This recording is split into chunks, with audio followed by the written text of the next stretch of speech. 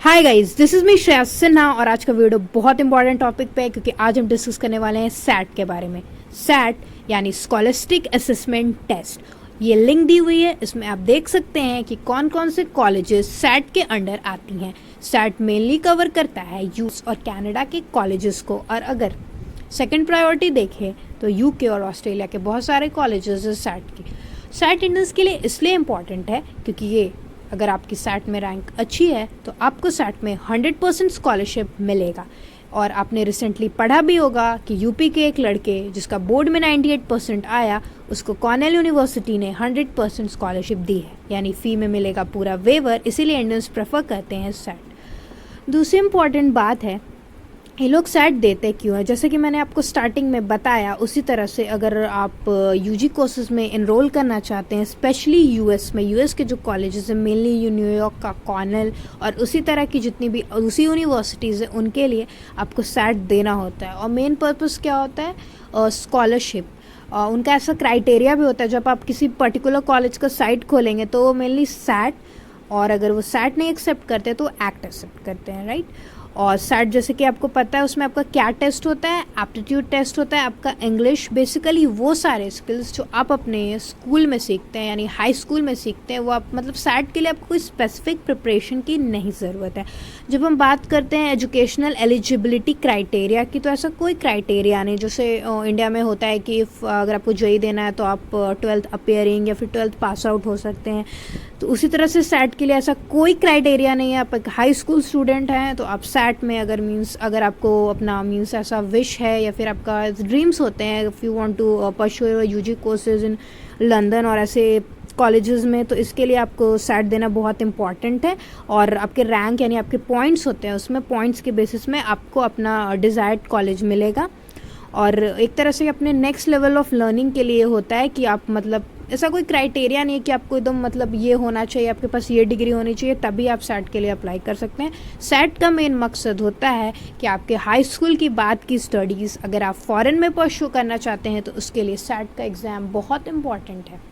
Second, जब हम बात करते हैं सैट में 2 टाइप के एग्ज़ाम होते हैं। जैसे कि ये कॉलेज बोर्ड के द्वारा कंडक्ट होता है, तो SAT 1 generally scholastic assessment test होता है जो कि आपके यूजी कोर्सेज के लिए होता है। और सैट 1 जो होता है वो एक जनरल टेस्ट है जो कि ये इवैल्यूएट करता है कि आपके रिटन, वर्बल और मैथमेटिकल स्किल्स कैसे हैं। और उसी तरह से सैट 2 की बात करें तो एक सब्जेक्ट पे फोकस्ड, यानी अगर आपको हिस्ट्री में एडमिशन लेना है या economics, generally students economics prefer करते हैं तो उसी के लिए, या फिर आप साइंस में स्टडीज़ चाहते हैं, प्योर साइंसेस में, इसीलिए आप डिसाइड कर सकते हैं कि मुझे सैट 1 देना है या मुझे सैट 2 देना है अपने कॉलेज के बेसिस पे और अपने सब्जेक्ट पे। तो सैट 1 एक जनरल है और सैट 2 एक सब्जेक्ट बेसिस है, यानी एक पर्टिकुलर सब्जेक्ट पे जब आप फोकस कर रहे हो कि नहीं मुझे इस कॉलेज में ये वाली सब्जेक्ट चूज़ करनी है, तो आपको सैट 2 प्रेफर करना चाहिए, ठीक है। उसके बाद आपके क्या क्या स्किल्स वो लोग देखते हैं, वो आपके मैथमेटिकल, क्रिटिकल, रीडिंग और राइटिंग स्किल्स को एनालाइज करते हैं। अगर कॉलेज की माने तो उनका एक स्टेटमेंट आया था रिसेंटली कि वो क्या टेस्ट करते हैं कि स्टूडेंट्स ने अपने स्कूल में क्या अभी तक सीखा है। जनरली जो स्टूडेंट्स एकेडमिक्स में अपने एक्सेलेंट होते हैं उनके लिए काफ़ी आसान होता है ये एग्ज़ाम।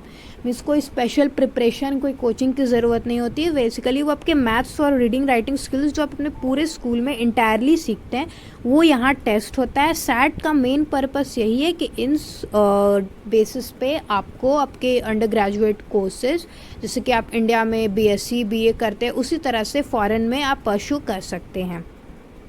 उसके बाद इसका कोई एज नहीं, लिमिट नहीं है, लेकिन जनरली देखा गया है, कोई फिक्स क्राइटेरिया नहीं है, लेकिन 17 से 19 वाले ज़्यादा इसके लिए अप्लाई करते हैं क्योंकि वही एक एज होती है हाई स्कूल के बाद जो शिफ्ट होता है अंडर ग्रेजुएट कोर्सेज के लिए।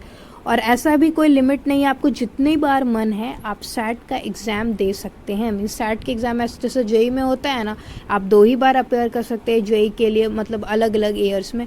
तो ऐसा कोई भी लिमिट नहीं है सैट में, आपको जितना भी बार सैट देना है आप सैट दे सकते हैं, और नहीं कोई एज लिमिट है। लेकिन पढ़ाई की एक एज होती है, इसीलिए 17 से 19 वाले ज़्यादा सैट प्रेफर करते हैं। तो ये बेसिकली क्या था, आगे हम देखेंगे कि डिटेल में मींस कौन कौन से स्किल्स में वो क्या करते हैं, एग्ज़ाम का क्या ड्यूरेशन है, और क्या कैसा पेपर आता है, क्या डिवीज़न है। तो सबसे पहले बता दें सैट 2020 रजिस्ट्रेशंस के बारे में। तो एग्ज़ाम होगा कि नहीं होगा वो कोरोना की वजह से थोड़ा सा उसमें सस्पेंस है, लेकिन आप दो मेथड्स है जिससे कि आप रजिस्टर कर सकते हैं। मीन्स अगर आप चाहें तो आप ऑनलाइन जा सकते हैं, एक लॉगिन आईडी क्रिएट करिए और वो काफ़ी आसान होता है। दूसरा एक मेल वाला मेथड है जो काफ़ी डिफ़िकल्ट है, थोड़ा मीन्स डिफ़िकल्ट नहीं है, वो आज के ज़माने में सब कुछ ऑनलाइन हो रहा है, तो मेरा सजेशन मानिए तो आप ऑनलाइन मेथड्स पे ज़्यादा बिलीव कर सकते हैं।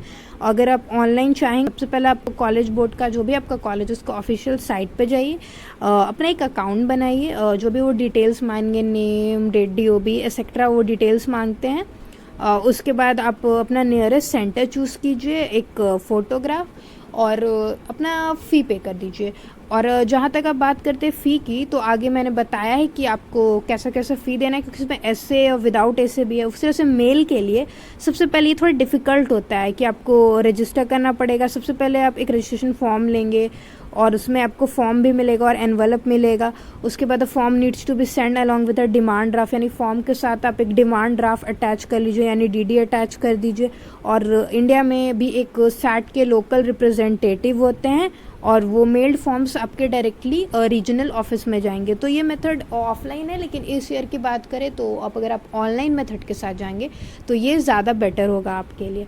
उसके बाद फ़ी वेवर सबसे इंपॉर्टेंट क्या होता है कि जो बच्चे US और US टेरिटरीज के वो तो फ़ी वेवर के लिए एलिजिबल है, लेकिन इंडियन स्टूडेंट्स भी फ़ी वेवर के लिए एलिजिबल है, क्योंकि इंडियंस के मतलब बहुत सारे लोगों के लिए डिफ़िकल्ट होता है कि वो वहाँ के एक्सपेंस को बेयर कर पाए। बहुत सारे गरीब फैमिली के या मीडियम क्लास फैमिली के बच्चे हैं, वो जनरली साइट इसलिए प्रेफर करते हैं ताकि उन्हें फ़ी में वेवर मिल जाए। उसके बाद अगर हम रजिस्ट्रेशन फ़ी, नॉर्मल रजिस्ट्रेशन की फ़ी की बात करें तो वो $26 है।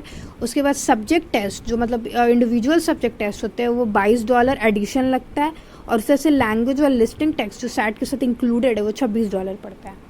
उसके बाद सैट का सिलेबस क्या है, सैट आपके वो स्कूल में आपको एंटायरली क्या पढ़ा है, मतलब आपने अब तक जो भी स्कूल में पढ़ लिया है, that students have already studied in the school over the years.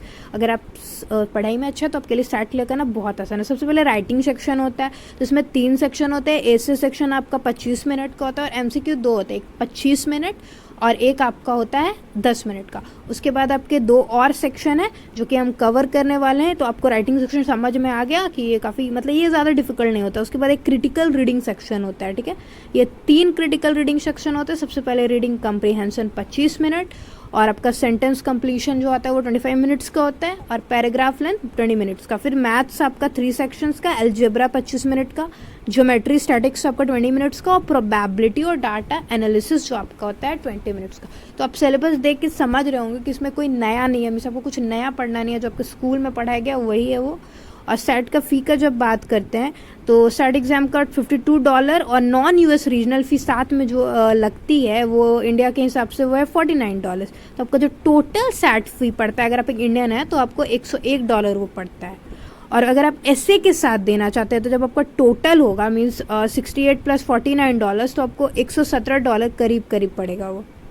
उसके बाद जब आप सब्जेक्ट टेस्ट की बात करते हैं तो आपको एक एडिशनल $26 × $26 आपको देना पड़ेंगे बेसिक सब्जेक्ट टेस्ट फ़ी के साथ। और सैट सब्जेक्ट्स के साथ अगर आप जाएंगे तो आपको एडिशनल फ़ी भी रिक्वायरमेंट हो सकती है। उसके बाद हम देखेंगे कि सैट का पैटर्न क्या है। जैसे मैंने पहले भी बताया, सैट पे आपका बेसिकली मैथ स्किल्स को टेस्ट करता है, मैथ्स इंग्लिश स्किल्स को। तो एक ऑप्शनल 50 मिनट्स का ऐसे होता है, और टोटल टेस्टिंग टाइम जो होता है वो 3 घंटे 50 मिनट का होता है, और टोटल 154 क्वेश्चन होते हैं, और 155 होंगे अगर आप ऐसे भी लेते हैं, ठीक है। और 3 घंटा 50 मिनट का आपका एग्जाम होता है। तो सैट का स्कोर 2 सेक्शन में डिवाइडेड है, रीडिंग, राइटिंग, मैथमेटिक्स, और 200 से 800 पॉइंट का स्केल होता है 2 सेक्शंस का। और मैक्सिमम जो स्कोर होता है सैट में 1600 का होता है, ठीक है। और आपका सैट सब्जेक्ट टेस्ट वो 200 से 800 में मेज़र होता है, और एडिशनल सब्जेक्ट स्कोर जो होते हैं वो 20 से 80 के स्केल में होते हैं। तो ये था ऑल अबाउट सैट। अब क्या सैट के लिए कौन सा बेस्ट, अगर आपको स्कॉलरशिप चाहिए तो आप 1000 से ऊपर ही मान लीजिए। तो एवरेज तो आपका 1000 होता है, वो आपको एडमिशन मिल जाएगा। और anything above 1200 is considered a good SAT score. और मैक्सिमम जो होता है वो परफेक्ट 600 होता है, यानी अगर आपके 1500 समथिंग आ रहा है तो आपको स्कॉलरशिप मिलेगी। Since you have received scale score, you should have some understanding of SAT scores and परसेंटाइज।